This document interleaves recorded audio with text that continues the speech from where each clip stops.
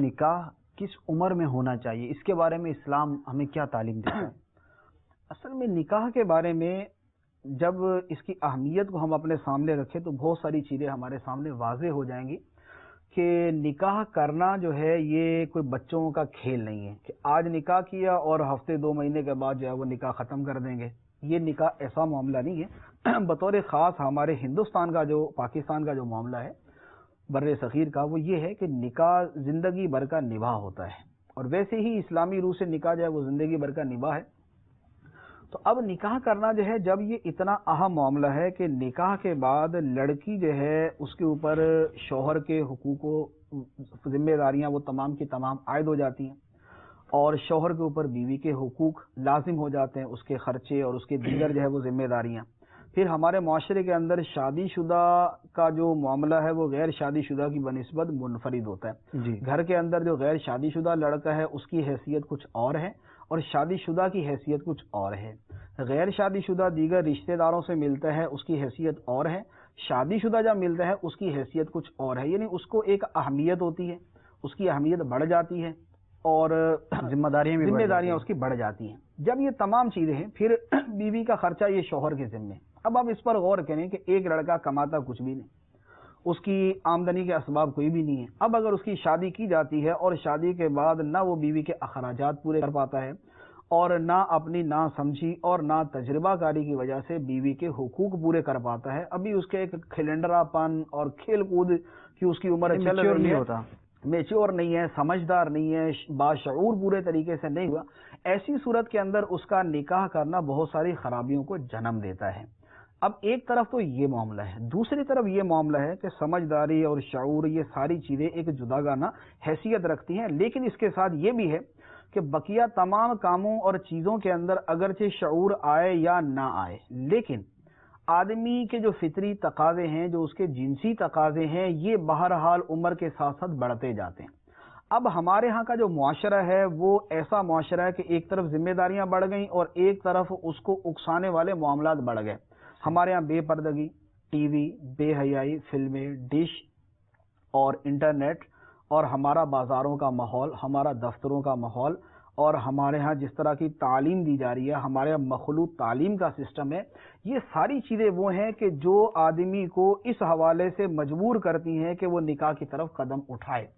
اور اگر اس کا نکاح نہیں کیا جاتا تو کوئی بعید نہیں ہے کہ وہ برائی کے اندر مبتلا ہو جائے۔ آپ اس کی مثال یوں دیکھیں کہ اگر مغربی معاشرے کو دیکھیں، مغربی معاشرے کی تباہی و بربادی، وہاں پر بدکاری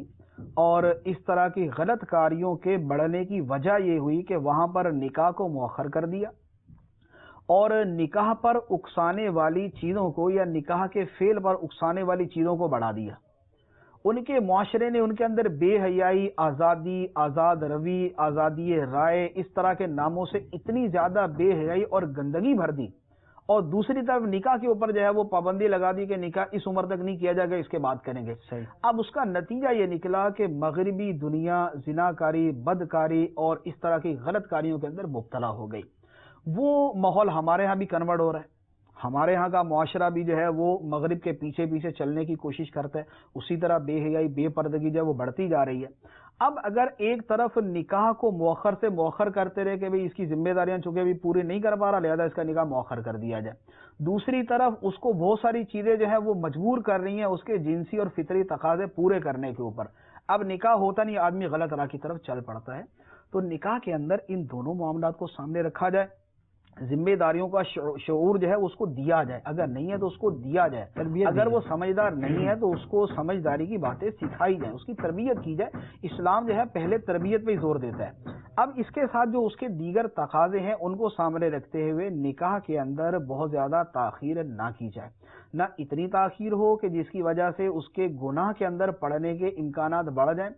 اور اس کے بارے میں حدیث مبارک کے اندر موجود ہے، سرکار دو عالم صلی اللہ تعالیٰ علیہ وسلم نے بھی ارشاد فرمایا، اور تورات شریف کے حوالے سے بھی یہ منقول ہے روایت، کہ جس شخص کی بیٹی جوان ہو جائے اور وہ اس کا نکاح نہ کرے، اور وہ بیٹی جو ہے غلط کاری میں مبتلا ہو جائے، تو اس کا گناہ اس کے باپ پر ہے، یعنی اس پر لڑکی پر تو گناہ ہے کہ اس نے فعل کا ارتکاب کیا، لیکن اس کے ساتھ اس کے باپ پر بھی گناہ ہے کہ جب اس کی بیٹی اس عمر کو پہنچ چکی تھی تو اس نے اس کا نکاح کیوں نہیں کیا۔ تو اس لیے ہمارے زمانے میں ہمارے معاشرے کو سامنے رکھتے ہوئے کہ ذمہ داریوں کو سامنے رکھتے ہوئے ہمارے ہاں لڑکی کی اس کی گھر والے تربیت کریں، لڑکے کی اس کے گھر والے تربیت کریں، اور اس تربیت کے معاملے کو، اس تربیت کے پیریڈ کو جلد از جلد ختم کر کے ان کو رشتہ ازدواج میں منسلک کر دیا جائے، کیونکہ ہمارے ہاں بھی یہ غلط کاریوں کا ماحول بڑھتا جا رہا ہے۔ جو معاشرے کے اندر رہتا ہے، جو اسکول کالج کے ماحول کو جانتا ہے، جو ہمارے فیکٹریوں، دفتروں، کارخانوں کے ماحول کو جانتا ہے، جہاں پر مخلوط لڑکے لڑکیاں کام کرتے ہیں، جو ان کے ماحول کو سمجھنے والا ہے، اس کو پتہ ہے کہ ہمارے ہاں بھی یہ گندگی کس قدر تیزی کے ساتھ بڑھتی جا رہی ہے، اور یہ چیز نکاح جو ہے یہ اس گندگی کی راہ میں ایک بہت بڑی رکاوٹ ہے۔ خود نبی کریم صلی اللہ تعالی علیہ وسلم نے ارشاد فرمایا کہ نکاح کرو، کیونکہ یہ نگاہ کی حفاظت کرنے والا ہے، یہ آدمی کی پارسائی کی حفاظت کرنے والا ہے۔ تو نکاح کرنا جو ہے یہ اس گندگی کو ختم کرنے والا ہے، اس لیے نہ تو نکاح کے اندر یوں تاخیر کی جائے کہ ہمارے ہاں جب تک جو ہے وہ بالکل اس کی 30-35 سال کی عمر نہیں ہو جائے گی تب تک اس کا نکاح نہیں کیا جائے گا، اور اس طرح کی اور چیزوں کو سامنے رکھتے ہوئے نکاح کے اندر مسلسل تاخیر کی جاتی ہے۔ ماں باپ سمجھتے ہیں کہ کچھ کما لے، کچھ ہمیں کھلا لے، پھر کر دیں گے۔ کچھ اس میں کچھ عذر تو قابل قبول ہے کہ واقعی وہ کچھ کمائے گا تو اس کی شادی کی جائے گی، ورنہ اس کے بعد بیوی کو کیا کھلائے گا، تو اس کی بھی ضرورت ہے، لیکن اس کو ایسا عذر نہ بنایا جائے کہ لڑکے اور لڑکی کی عمر مسلسل بڑھتی جا رہی ہے، اور اب ان کی منگنی کر دی 10 سال پہلے اور نکاح کرنا ہے 10 سال کے بعد، اب ان کے آپس کے اندر روابط بڑھتے ہیں، تعلقات بڑھتے ہیں، یا ان کے غیروں سے تعلقات بڑھتے ہیں، اور نتیجہ جو ہے وہ برائی کی صورت میں جنم لیتا ہے۔ تو اس لیے نکاح کے اندر بہت زیادہ تاخیر نہیں کرنی چاہیے۔